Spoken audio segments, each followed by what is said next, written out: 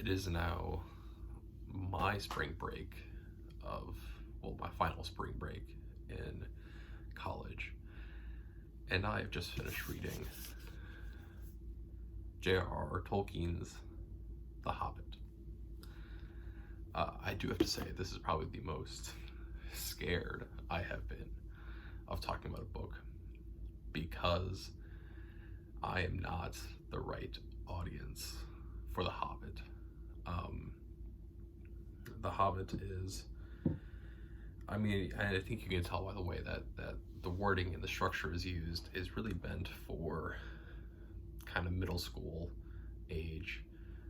And I did not first read The Hobbit until I was in pretty late high school. I think I might have even been in my senior year when I first read The Hobbit. So, you know, there is a fandom, and very much so, very strong one, around Tolkien's works, and I am reading all of them, but I am certainly not currently a member of this fandom. And yeah, so that's why I'm scared because I know that there is certainly a portion of people who, much in the same way that any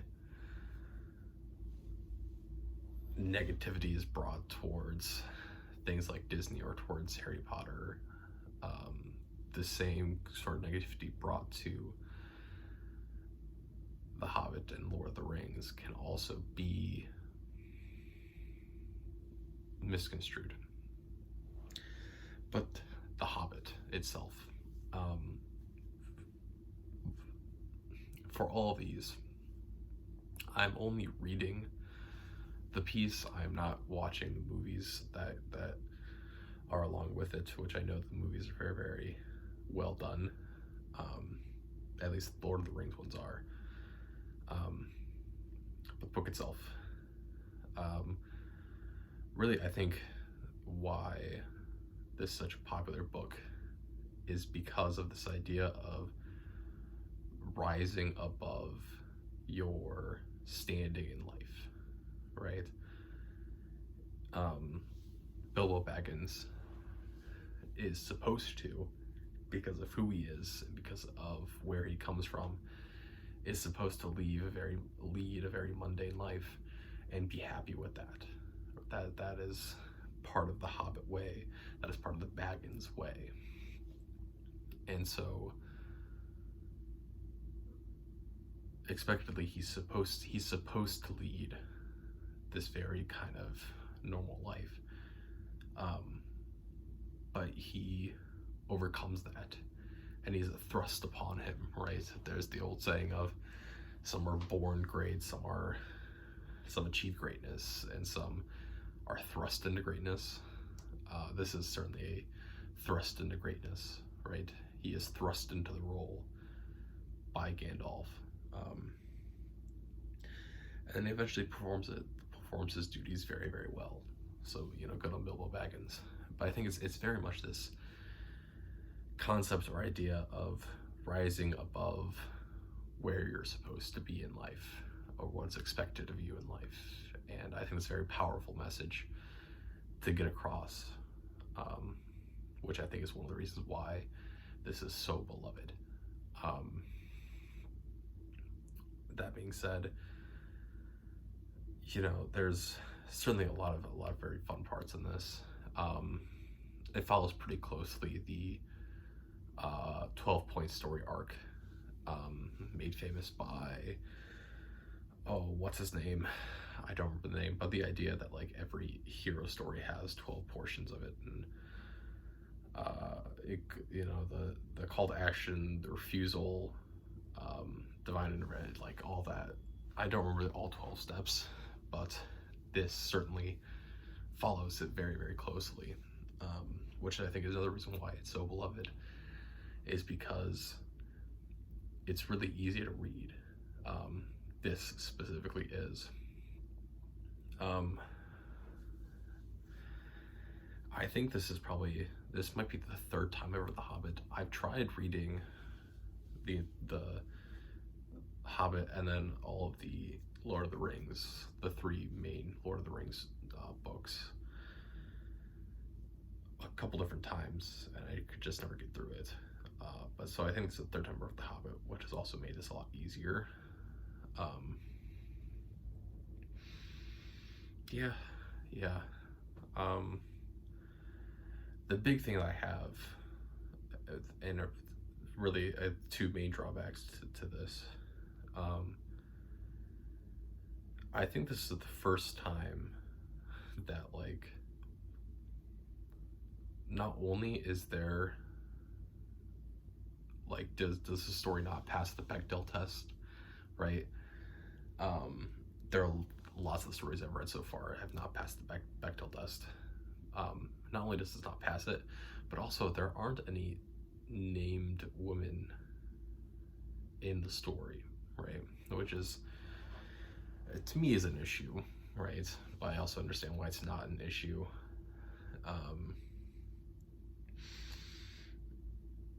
So that's one of the big things. The second big thing is this has a lot of racism in it. And that's generally my issue that I have with fantasy and high fantasy, is the fact that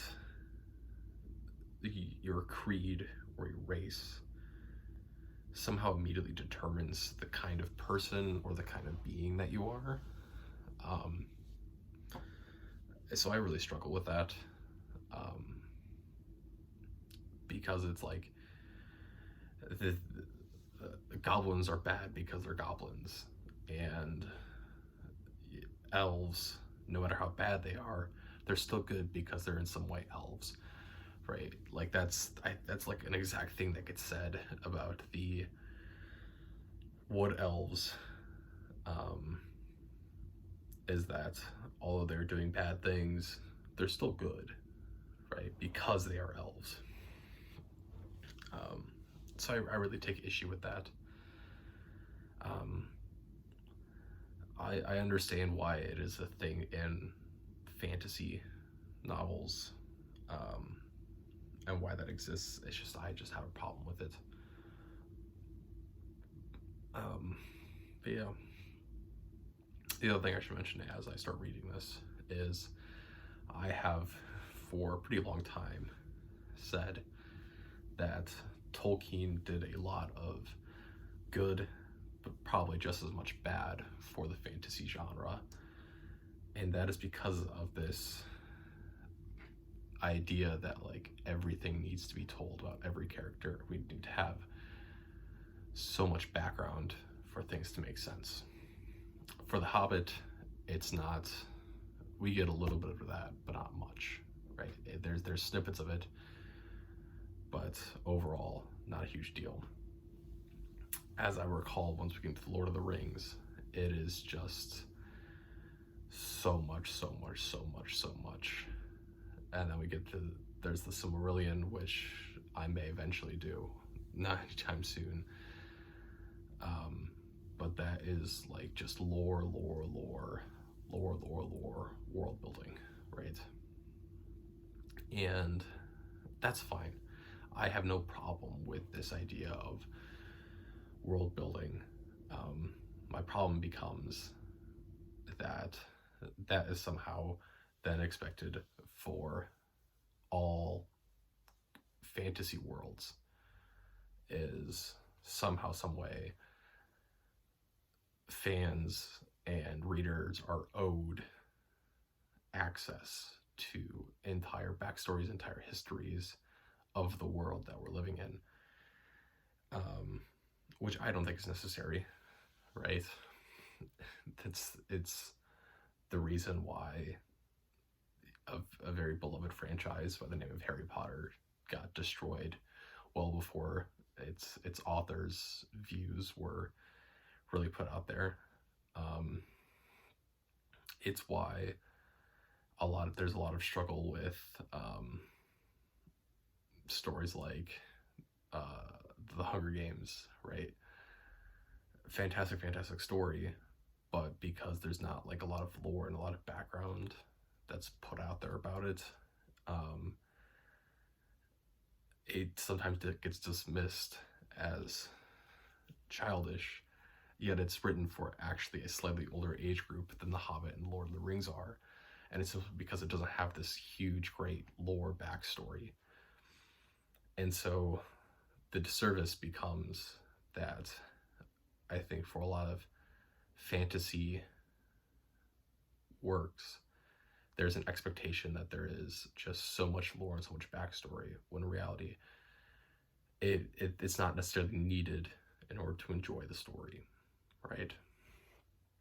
So that's kind of my deal with it, which is certainly people allowed to have differing opinions. People do have differing opinions on it. That's that. Yeah. Anything else to say about The Hobbit? Not much, right? I think the biggest thing about The Hobbit itself is just this idea of overcoming where you're supposed to be from and what others' expectations are of you, right? From being from this place, being part of this creed, part of this race, right? They all come with expectations, and Bilbo Baggins manages to overcome all of them, right? Bilbo Baggins goes from being someone who has no need for adventuring to becoming a great friend of many of our good races, but then also it becomes just a better person for having done the journey. That's that. That's The Hobbit. I want to try to get through another, probably The Fellowship of the Ring at the very least, before break ends. But we will see.